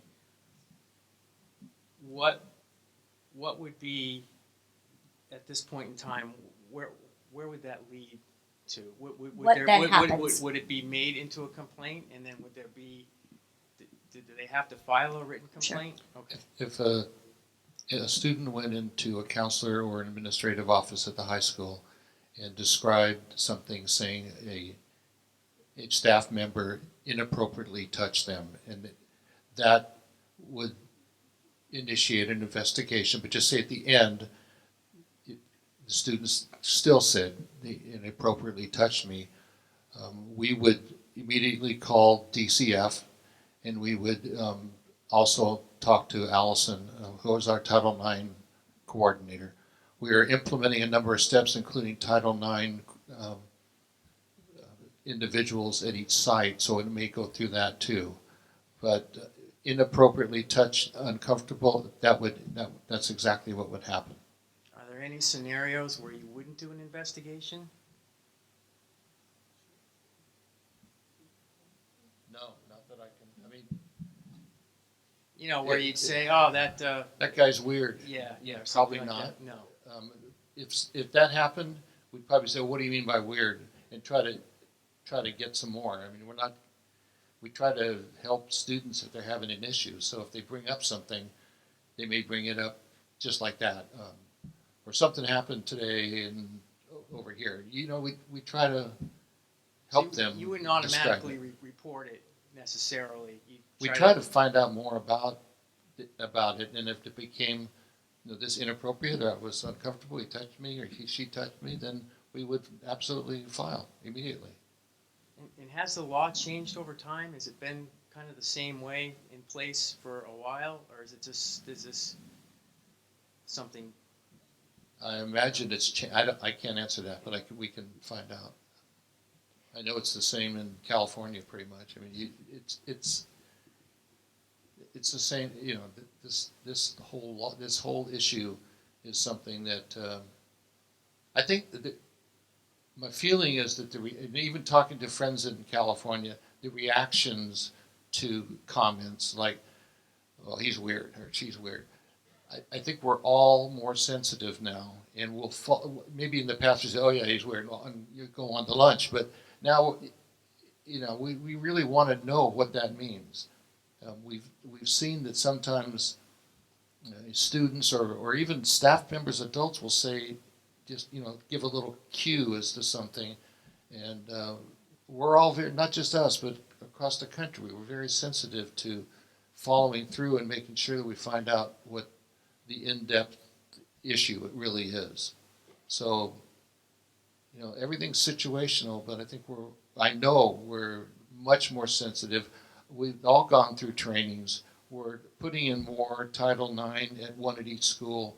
We're making all of our staff go through sexual harassment training, all of them, and coaches.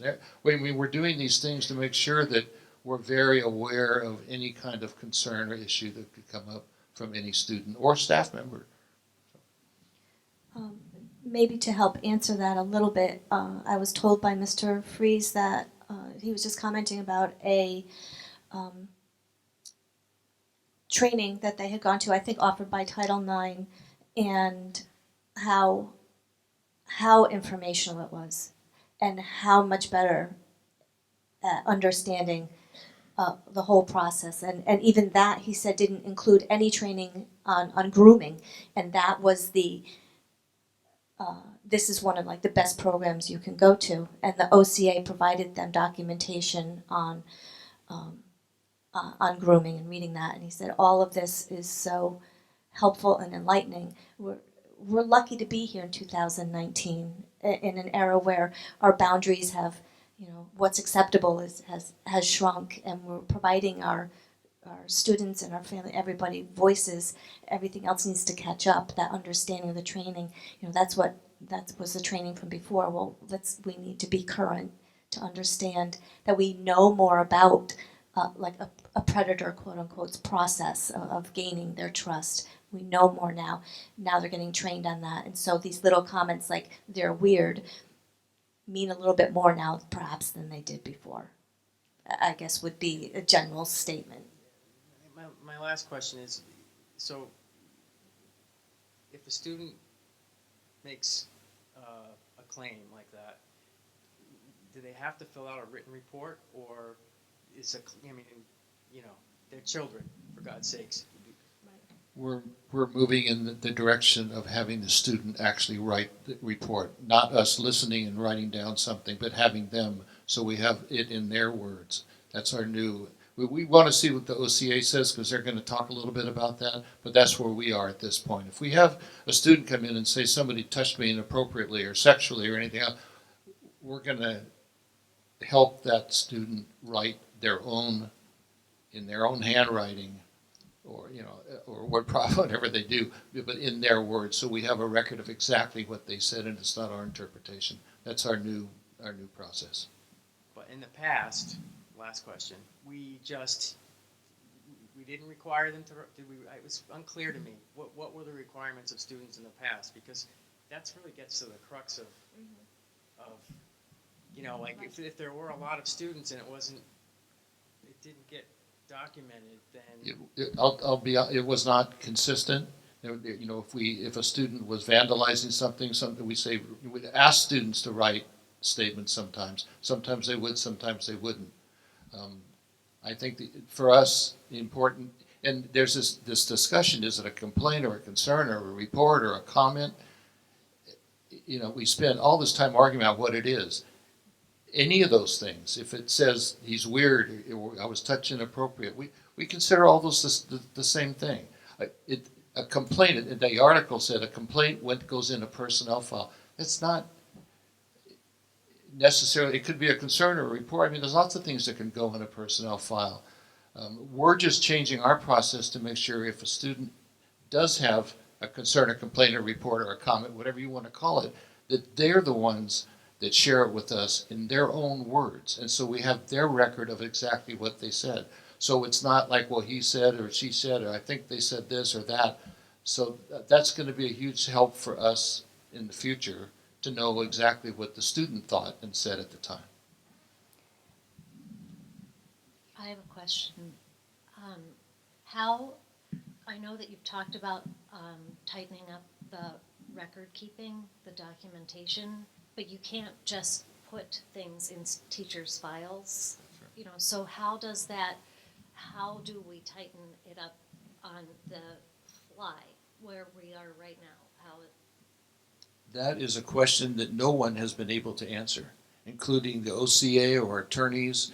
We talked to two different, Nick and also Rebecca, because there's personnel files, there's student records, there's Title IX files. We're trying to come up with how do we deal with these? And that will be part of, we don't have that answer today, I'll be honest, but we need to have the record first, and then we'll decide what we do. We're certainly not going to put just an accusation unfounded. We do an investigation and find out, well, there really wasn't anything. A student got a bad grade, and so complaining about somebody in a teacher's file. But there are certain times that would be very appropriate to do. So it depends on what we come up with in our investigation. And I'm sorry. I'll be quiet after this. Actually, reporting it is if there's any question, it should be reported, correct? Because it actually takes the onus off the school system. Because if it's a false claim, they'll investigate. If the teacher did do something, I mean, either way, there's going to be an investigation, and it's off of us. It's on to someone else's plate. Correct? You're correct, and we know now that we can report to Stonington Police and DCF. We still need to do our own investigation, so it doesn't matter. We can't just say, "Oh, we gave it to so and so," and that's the end of it. So that's something that we discovered here too. Thanks. So do we want to have a special meeting, workshop, however we want to call it? Do we want to just make it part of the agenda at first as we're waiting for all of the information from the report? I think we want to be a little bit more proactive and starting to fix all these areas, but I know, Heidi, you had a great idea about either utilizing Safe Futures, maybe talk to Dr. Riley or Mrs. Van Etten to see what other resources they have as well, and start to head forward. I think a workshop is not really a bad idea, because just what Dr. Riley is proposing about having the student write down what they experienced, I'm not sure. One thing I think we have to realize is these are immature minds, and these are developing children. These are not adults, and so for them to write down exactly what happened, they explain it as advanced vocabulary, saying it's creepy.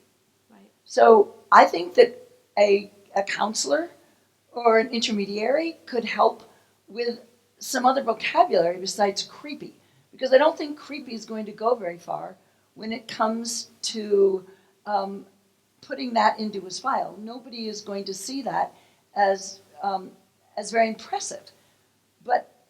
And even a pile of creepy notes is not going to be really impactful.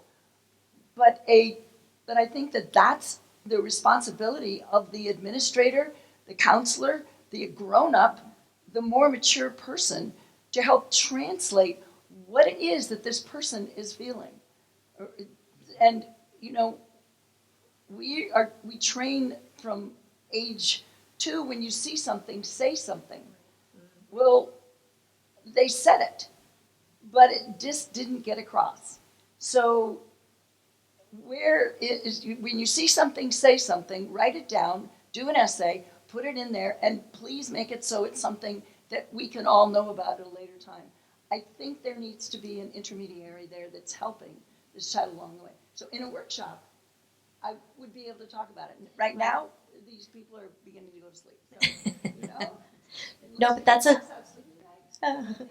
no, we have more business to do. I know. No, but I really like what do people think of the idea of the workshop and coordinating that with, as we wait for some specifics, which are coming very quickly from Sarah, and then moving more in depth right off from there. How does that sound to everybody? It can just be, it's a discussion, so you can. I would be in favor of it. My mic's off, sorry. Do other people have any opinions? I would just like to say, if you do move forward with the workshop and you would like a high schooler's perspective Definitely. on what you're doing, I would be more than happy, because I have a lot of thoughts about writing down complaints and all of the procedures that were just discussed, but it is late and I don't want to go into them right now because they're probably pretty lengthy. But if you would like a high schooler's perspective, I would be more than happy to come to a separate meeting or come to that committee meeting. We definitely want a high offer that school's perspective, and then I think build out from there something that's a community, I don't know whether you would call it a workshop or, but something where there's more space and more time for voices, not quite as formal, so people could just kind of speak and brainstorm and share concerns, share experiences, share productive solutions for the future. I think it's a great dialogue. Yeah, and I think that is a really good beginning suggestion too, to have a couple of high school students that are always in place that can report to us, that students can go to that student where they feel more comfortable, where who's a much better translator than actually a grown-up, and then come to us, and they don't necessarily have to give names, but can report this kind of, like you were talking about, so you can get these issues across to us. So, because we aren't there, we aren't in there on the ground floor. You are, and that would be a really good beginning, and that it actually is a position in place that becomes a liaison between us and the student body. And do we think that would Allison be, because she's the Title IX, be a good person to help with orchestrating this?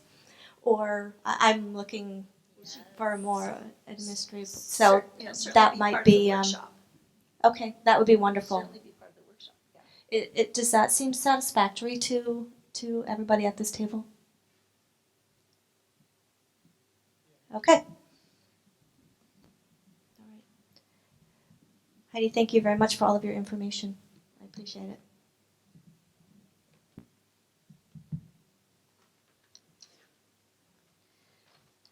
Now on to SIP approval. The CIP, you have. It's a very in front light of you. evening tonight. You have the spreadsheet and you have the backup material. I'd like to thank Peter and Gary and Anna for working on this. The one thing that I will say that you see items A and B only on here. We will be providing the C, D, E, F, G, the rest of the alphabet, future items at a separate document. We only wanted to ask for the items that we need. We told the Board of Finance that in our regular budget and our SIP budget, these are things we need. So you've seen that, and we need approval to move it on to the Board of Finance. I do have, I remember, I'm sorry, I don't see it right now, but you were asking for tractors? I'm sorry, I don't remember the line item. Jack had mentioned it at the last meeting as well.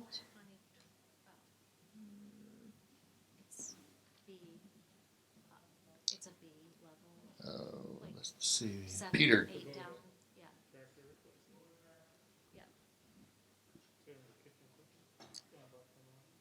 Yeah. Replacement. You're asking for 3 of those?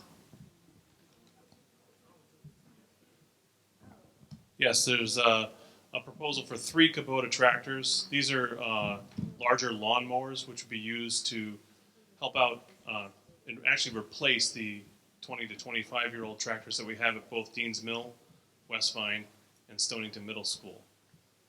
We already have one of these tractors right now at the high school and helping us do a lot of the yard, well, what was the yard work in the summertime, but now the plowing work now. We've found that it's very, very effective in doing the sidewalks because when you angle a 5-foot plow with 4-wheel drive, you can do the sidewalks in one pass. I was just wondering if, I know there were conversations that were trying to be started and nobody could make the meeting with the towns to maybe consolidate or figure out how we're going to be doing the care of the fields and the grounds and hopefully some sharing of the chores or the jobs. Now, I guess I wish I knew that and what was going to be carried out before we actually included this in the SIP, but I suppose if things changed, I'm sure the Board of Finance would change it for us, or we could take it out, right? Yes. Okay. Right now, we haven't had that MOU established yet. Right. And I have to move forward like we don't have it. Right, okay. And I had sent an email over to Selectwoman Selectwoman Cheeseborough in regards to that, but I know she's been busy, so asking if we could set up that meeting again to get that going. So hopefully we'll know soon. Thank you, Peter. I would mention there are 2 items on here, the middle school AC upgrade and the HVAC units at the high school. These were on our original proposal for a bond, if you recall, some months ago, and we put them on here. We don't really care where they fund them from, if they want to do a bond or out of their ending balance or through SIP, but we put them on here anyway, so those could be removed by the Board of Finance, hopefully, if they're funded in another way.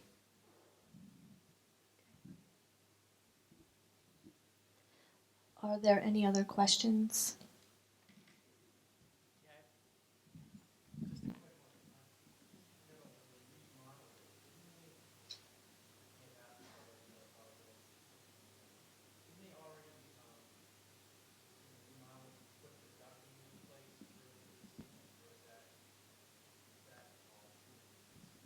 I don't believe so, right, Peter?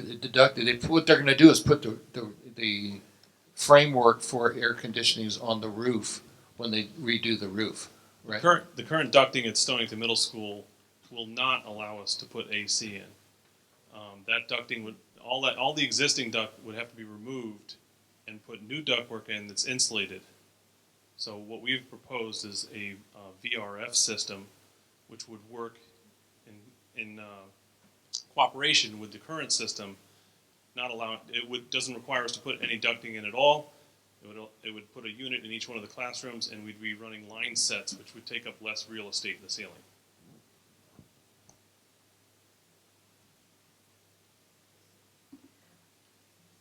Are there any other questions on the SIP? Not, we do need a motion for approval. So moved. All in favor? Aye. Thank you very much. Next is the 2021 budgeting and staffing preview and direction. Yes, I'm passing out an outline of some things I wanted you to be aware of. That tonight is not our regular budget. That comes the first meeting in January. But I wanted to bring up a couple things. In the budget, looking at what we're putting together, I just want to confirm with the board that you have always asked me to come up with a budget that is based on educational needs with no predetermined increase. You're not saying keep it at X percent. And that is our plan. We will come in with what we believe are the needs, the educational needs of this district, and justify those needs to you. I have put on here, just for your information, since this current year is a slight negative budget, the average of the last 3 years has been 1.59. We'll add in whatever increase comes with this year to do a new average. Staffing, there are a few things that I want to mention. You'll also hear in January. You'll have a history of the staffing and enrollment. As you know, enrollment's been going down. Item A and B are related. The relationship of staffing to program stability is important. We can't, if we lose 25 students, that doesn't mean we reduce one teacher somewhere. We look at class size, but we also look at program quality. And you will have a report with the budget that explains why we have certain staffing at each of our schools, what programs are preserved by maintaining that staffing. There are some new issues or issues that have come up for this coming year that will be included in our budget and our staffing. Maintaining the instructional program I just mentioned. There are some needs for 2021. One of them is coming with a maintenance custodial supervision and perhaps a ground position. These would come out of the current staffing. It would be a reallocation of priorities for those positions. We also are interested in coming up with a centralized registration process and accounting.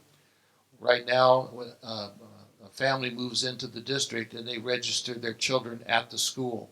And we've had some inconsistencies with what we require for residence verification, etc. So all of the principals have requested, and Chris has agreed to take this on, to work on a centralized registration process. We also have some compliance and other district level requirements. The Title IX coordinator or the Title IX focus is something that we will be looking at. It's not fair to ask Allison to continue to do all of the special services plus this focus on Title IX. The same with climate safety and compliance. There's new legislation that requires some new actions in those areas. The policy review is the CAVE document we get every month with the dozens of new policies, and chronic absenteeism.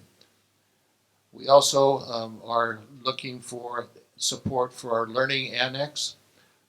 As you know, when we started this program, we said that we needed to have administrative or oversight for that program. If we are to expand it, which we plan to do, to keep students from non-public placements and or to bring them in from other districts, we will need that support. And finally, HR initial hiring. We have 4 or 5 different people that are doing parts of this, and we plan to centralize the hiring process. So these are things you'll see. I'm not saying we're going to have 5 new people at all. I'm saying we're going to reprioritize the resources that we have. There may be some new position or parts of positions for some of this. But these are things that we've seen as really important needs for our district. And the final is Mary Ann's use of title funding. We're meeting tomorrow morning to look at how we staff how we use Title I and Title IV and all the other title funds for our staffing. But I just want to give you a heads up. If you have any questions about these between now and January, let me know. But if you see something about what's this maintenance custodial supervisor, or what are we doing about climate and safety, I wanted to give you a heads up. We will be addressing these in our budget document. We'll have comments about these and other staffing recommendations. Thank you very much. It's between now and January, so can I ask a question? Absolutely. Okay. Sure. Is it possible with, declining enrollment, I often get questions from my customers that do not have children in the school system and who are on fixed incomes. Okay, we have less and less kids in the school. I would expect to see less administrators, less teachers, less special ed, or, could you put all those categories? Could you show, like, over the last 5 years, if we're increasing, decreasing Yes, in those areas? we're working on that, yeah. Okay. And we took a huge step last year in consolidating, and Tim was principal at 2 schools now. It's not just administration, but it's teachers, it's custodians, secretaries, everyone. It may not be exactly, if you look at, again, we lost 100 kids, it's not exactly right because you still need to clean the space, or you need to have, an attendance clerk, whatever it is. But we will have those numbers for you. Yeah, if you could break it down. Sure, yep. Okay. Oh, and then the other thing that was very helpful last year was the number of students that we send out to other school systems that we have to pay for. Okay. That was, The magnet school. Yes, Oh, yeah. Yes, and Like- also non-public placements. correct. Those two, okay. And also, could you trace that back, and see if we're retaining more students, or if more and more students are leaving the district? I think we can do that. Okay, thank you. Is that it? No. No. I really think it would be valuable to find a way to have I know we just talked about many meetings, but to have a meeting with the Board of Finance in advance of preparing the budget, so that when you break out things by, declining enrollment and still we have these things, we could at least invite them to attend like a workshop kind of thing, so that we aren't going to their doorstep the night, before, trying to justify those things. I just feel like if we could start the dialogue sooner, they don't have to come, but we invite them. Was it January 9th or 10th? That is when you will first see the budget that evening. We don't pass it out beforehand because we want to go through it. That might be a good time to invite all of them or whoever they'd like to send to hear the initial presentation. And could we also allow, perhaps, even if we pick a representative from the Board of Finance, maybe allow them to ask a couple of questions? I think that might be helpful.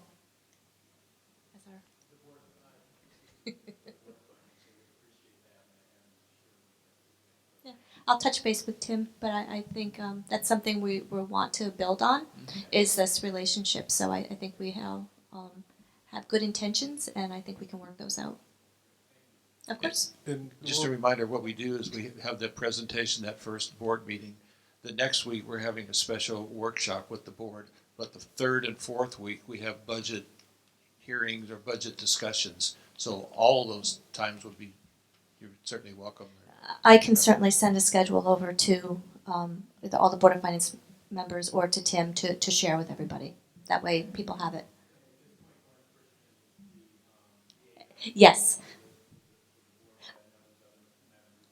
Right. Sure. Of course. Of course. I think it will help everybody. And I wanted to mention that globally, part of our finance and facility committee is that we part of our agenda is, to improve the communication with the Board of Finance. With the goal is to have a better understanding of what we do and what you do and how we can work better together to, move the agenda of the town collectively forward.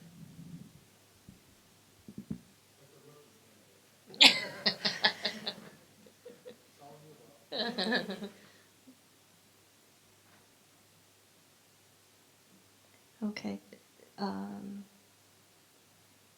Did all that come out of budget and staffing discussion? I didn't miss something, right? Okay. Monthly reports. Any comments on the monthly reports? We have committee reports. Does anyone want to update anybody on anything in the committees? Okay, we have comments from citizens relative to board action on this agenda.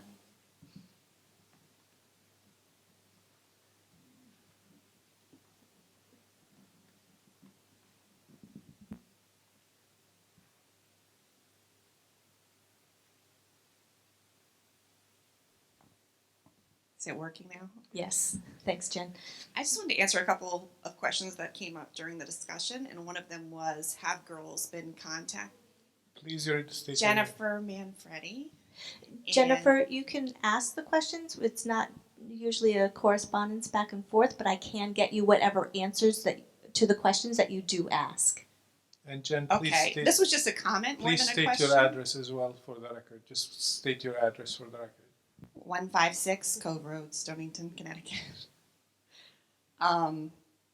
Anyway, the comment was around, have the girls who complained been contacted by the party you have investigating right now? And I can tell you no, because my daughter was one of the girls who complained in 2016.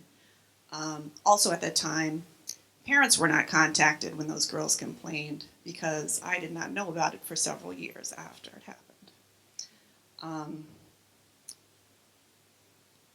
Anyway, that's all the comments I have.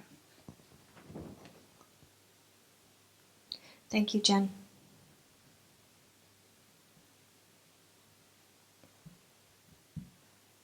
Are there any other comments relative to board action? Okay, we have items for future agendas. Allison, I don't want to weigh your load down any more than it already is, but it would be great to hear an update about the annex since we're almost through the first semester. Okay.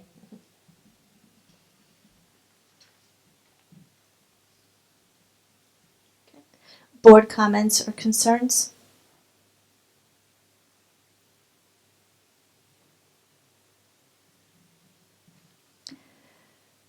Okay, we do need a motion to enter into closed session for the SEA contract negotiations and invite Dr. Riley in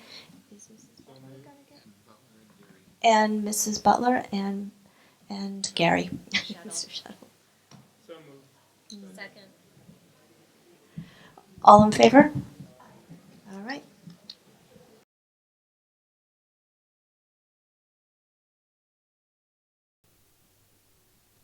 Okay. Thank you. We have a new contract. Congratulations. Thank you very much. I was bragging about how great your committee was as well, that we're non-contentious and blah, blah, blah, but thank you. Motion to adjourn? So moved. Fabulous. Thank you, everybody, for tonight. I appreciate it.